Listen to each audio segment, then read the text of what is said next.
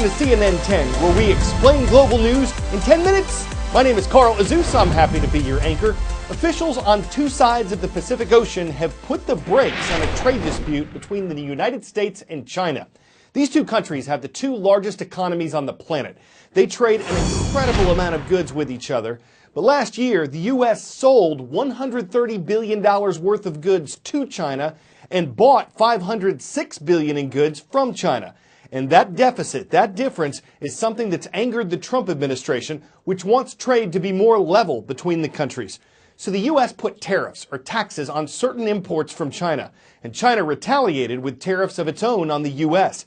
Trade analysts were worried that this could lead to a trade war when both sides try to hurt each other's economy through increased tariffs, which can lead to increased prices.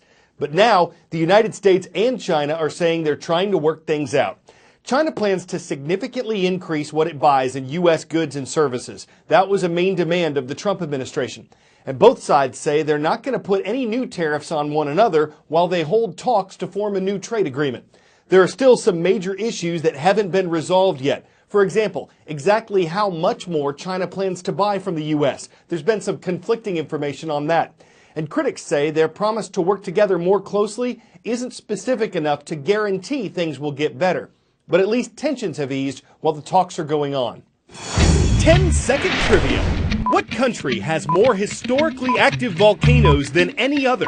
United States, Indonesia, Japan, or Philippines? According to the U.S. Geological Survey, there are more written accounts for eruptions in Indonesia than any other country. But a lot of international attention right now is centered on the Kilauea volcano, located on Hawaii's Big Island. It's been erupting since May 3rd, and residents for miles around the mountain are facing several threats from it. One, new fissures keep opening up in the ground. There are almost 24 cracks in the earth at this point, spewing sulfur dioxide and lava. One lava bomb, a fragment of molten rock shot from a fissure, hit a man in the leg while he was sitting on his porch. That caused the first serious injury in this eruption. 2, ash continues to spew from Kilauea's summit. One cloud boiled as high as 10,000 feet. Hawaii's Volcano Observatory says more explosions are possible at any time. 3, lava is now flowing into the Pacific Ocean. That might not sound like a bad thing as long as no boats are nearby. But when the molten rock hits the cold seawater, it's producing another hazard, something called laze.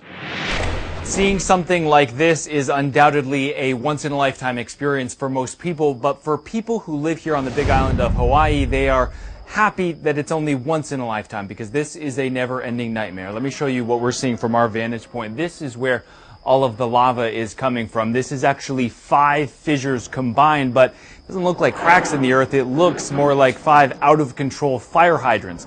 Of course, that lava has to go somewhere, and so it is cascading down these fast-moving lava flows, and eventually it is reaching the ocean. And you can actually see it from our vantage point there, that red steam over there in 2 different places. Now, from new pictures that we're seeing, that those clouds, it may look like simple steam, but it is much more nefarious than that. It is something called lava haze or laze, and it is a mixture of sulfuric acid and tiny particles of glass. It can be quite dangerous at worst, perhaps even deadly. I want to show you one other thing right over there. This is a fissure that we've been watching now for the past 8 nights in a row, and it may look relatively benign, at least from this standpoint, but I can tell you it is not. We were at a woman's house maybe a quarter mile, maybe a half a mile away from there, and the sheer force of that fissure, because there's the odd explosion that happens maybe once or every minute or two, it actually blew out 2 of her windows. So this is really, nothing to think lightly of. It can potentially be quite hazardous. Now, if it's not the lava that's pushing people out, it might be the gas. That is because geologists say that sulfur dioxide levels, they have actually tripled in recent days, creating a lot of problems for people. And one other thing to point out, and that is The explosions that we're hearing, again, you can hear those explosions. They are incredibly loud.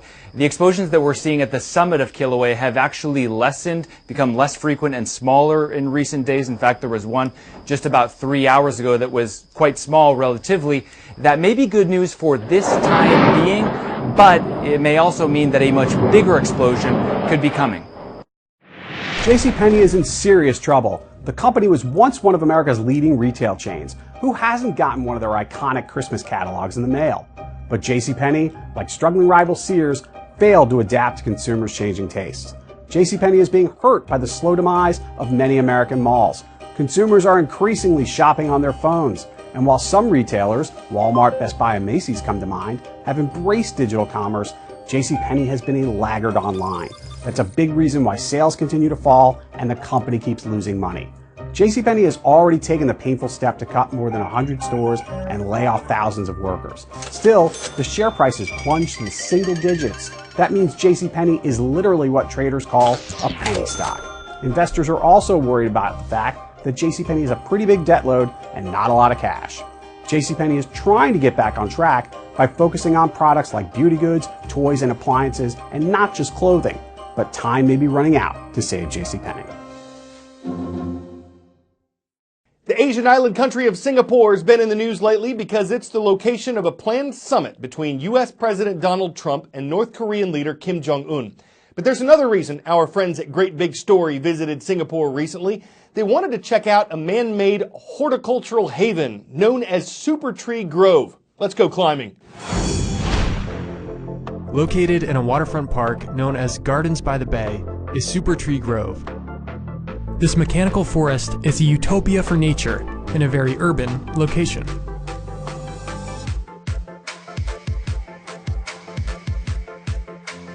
Super Tree Grove was commissioned by the Singapore government with the intention of raising the quality of life for its residents by enhancing greenery and flora in the city. This man-made mechanical forest consists of 18 super trees. The trees range between 80 to 160 feet high and are connected by a walkway which allows visitors to cross between them and view the city from the treetops. With their thick trunks and network of thin, neuron-like branches, each tree acts as a vertical garden. Over 160,000 varieties of orchids, ferns, and other climbing plants have been planted in the trees. The trees also generate solar power. 11 of the trees are fitted with solar photovoltaic systems that convert sunlight into energy. This provides lighting that allows the trees to come alive at night, making this an all-day, all-season horticultural heaven.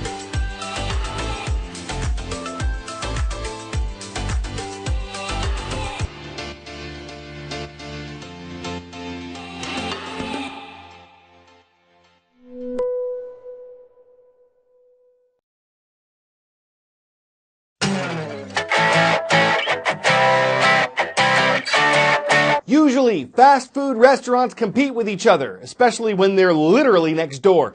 But a Burger King in Massachusetts recently asked out the grill next door. The restaurant posted the word prom on its sign, and Wendy's over social media said that'd be okay as long as they were home by 10.